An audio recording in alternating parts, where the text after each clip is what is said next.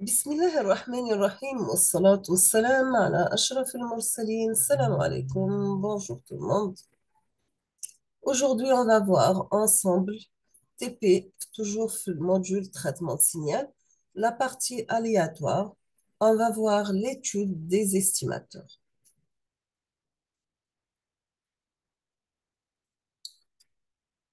On passe. On commence toujours par une petite introduction et l'objectif de ce TP, pardon. Afin d'estimer un paramètre, nous avons un outil indispensable à utiliser appelé estimateur.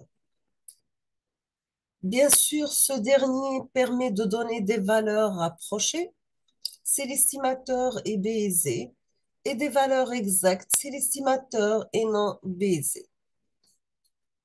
L'objectif de notre TP est d'étudier le comportement des estimateurs de la moyenne, de la variance et de la corrélation d'un process aléatoire.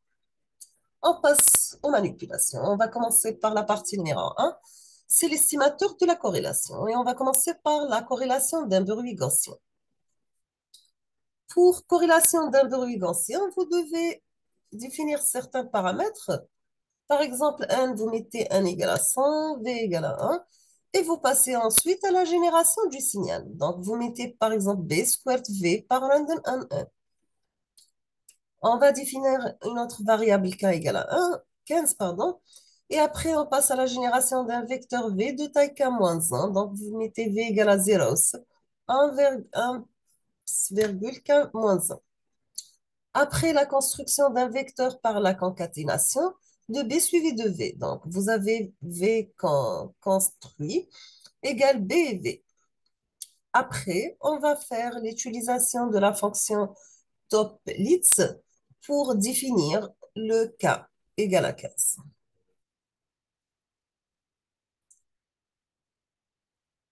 Donc, pour définir un support de matrice de corrélation pour, bien sûr, la valeur de k égale à 15.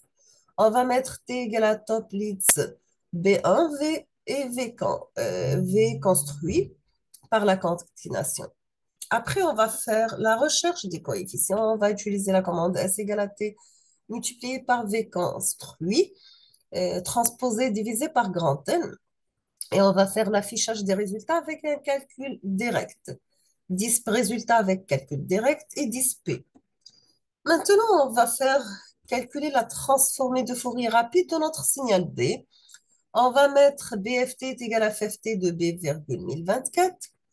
BFT est égal à BS de BFT multiplié par 2, à la puissance 2, pardon. BFT est égal à FFT de BFT.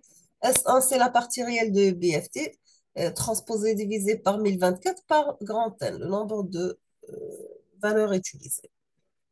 Et on va faire une petite comparaison. Donc, on va mettre SC est égal corrélation de SS1 entre 1 et 15.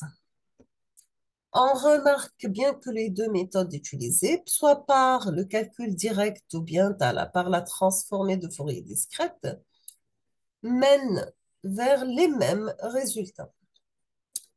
Bien sûr, si on va augmenter le nombre d'échantillons, on remarque que le résultat tend vers une corrélation d'un bruit blanc qui est un Dirac au point 0.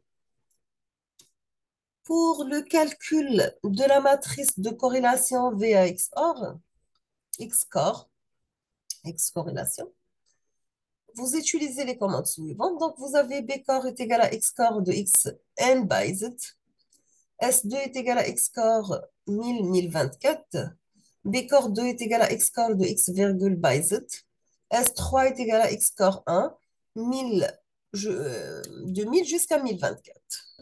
On passe maintenant aux comparaisons des résultats. On remarque que les résultats obtenus sont identiques avec ceux calculés avec la fonction xcore tout seul, bien sûr, sur le cas biaisé.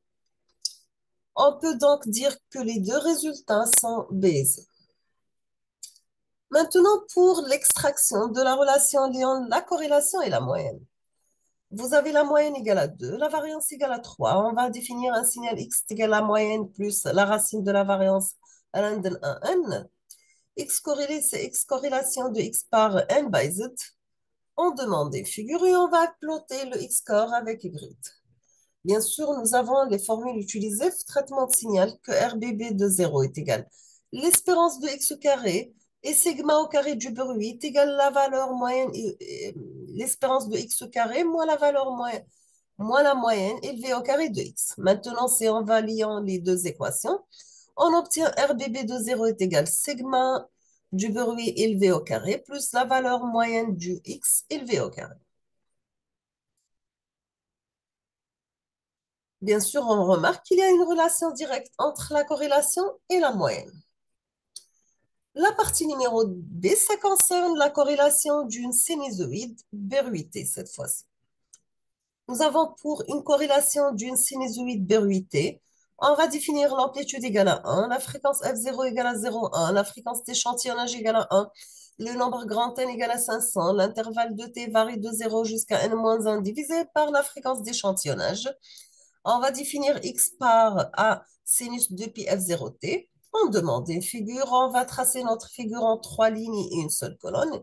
Dans la première partie, on va afficher le signal x. Après, on va calculer KRB x OR x based ou CRMB x core x n based. Le subplot. Deuxième partie, on va afficher, plotter le CRB, title corrélation baisée. Troisième figure, on va afficher et plot CRNB, title corrélation non baisée. Voici les résultats obtenus. Donc, la première figure, vous avez corrélation baisée. Deuxième figure, en utilisant une corrélation non baisée. Maintenant, si on va changer n, on va mettre grand N égale à 50. Vous aurez les figures suivantes. Donc, vous avez pour une corrélation baisée et une corrélation non baisée, pardon, les formes des signaux obtenus. Qu'est-ce qu'on remarque? On passe à la remarque. On remarque d'après la figure que l'estimateur baisé ne donne pas une bonne sinusoïde car le terme de normalisation reste constant à 1 sur grand N. Et cela pour conséquence d'introduire un BE dans l'estimation. Bien sûr, ceci traduit le fait que l'autocorrélation est pondérée par une fenêtre triangulaire. Pour éliminer le B, on prend un terme de normalisation variable, donc qui est égal à 1 sur grand N moins P. On remarque bien dans les figures suivantes que l'estimateur non baisé donne une bonne sinusoïde pour 500 échantillons et la fenêtre de pondération, elle est bien triangulaire. Toujours pour calculer la corrélation baisée ou non baisée, pardon, il faut utiliser les boucles for et and. Donc, for pi varie de 1 jusqu'à n-1, d égale à 0, for m égale p plus 1 jusqu'à grand N, d reçoit la valeur d plus x de m multiplié par x de m moins p. On termine n de la première boucle et on va mettre rp est égal à 1 sur grand N par d. R1 de P est égal à 1 sur grand N moins P par D. And Q est égal à var de R. Q1 est égal à var de R1. N égale à 500. T1 égale varie de 0 à N moins 1 sur la fréquence d'échantillonnage. A égale à 1. F1 égale à 0,01. Maintenant, pour génération du bruit et du signal bruité, on va mettre la valeur moyenne égale à 3. La variance égale à 5. X1, c'est 1 sinus de pi F1t. BR, c'est squared var multiplié par random 1n plus la valeur moyenne. X1 brut, c'est X1 plus signal bruité. Bruit blanc, bien sûr. On demande une figure, on demande d'avoir deux lignes et une seule colonne. Et dans la première, on va afficher X1 de T. Dans le deuxième, on va mettre le signal bruité. On passe au calcul de X-core pour le signal bruit X1 plus bruité avec based et n-based. On demande une deuxième figure. On va diviser notre affichage en trois lignes et une seule colonne. Dans la partie, on va afficher l'estimateur baisé. Deuxième, estimation non baisée. Troisième, l'estimation de la corrélation. Et une autre figure pour tracer l'estimateur non baisé cette fois-ci. Donc, vous aurez ici notre signal x1 de t dans la première figure. Dans le deuxième, vous aurez le signal bruité. Ici, vous aurez l'estimation B et Z dans la première figure. La deuxième, c'est l'estimation non biaisée.